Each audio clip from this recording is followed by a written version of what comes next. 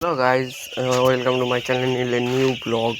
কেমন আছো তোমরা? দেখতে পাচ্ছ যে 5 দিন মুরগি বাচ্চা, ওই জন্য জায়গাটা চৌড়া করে দেওয়া হয়েছে, গোল ছিল যাতে মুরগি বাচ্চার জায়গা শর্টেজ না হয়, টুস যাতে না ভিজে যায় এবং মুরগি বাচ্চার শরীর যাতে না খারাপ হয়।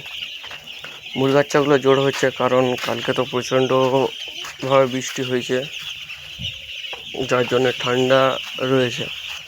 এই জন্য মুরগি বাচ্চার ঠান্ডার জন্য সাইডে জোড়ো হচ্ছে, দেখতে পাচ্ছ।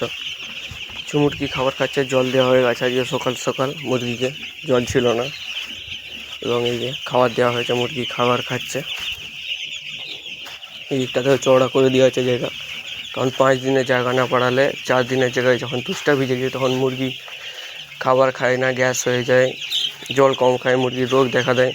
এই জন্য জায়গাকে 5 দিনের জায়গায় আর একটু বাড়ালে ভালো হতো। আমাদের জায়গাটা একটু শর্টেজ হয়ে গেছে,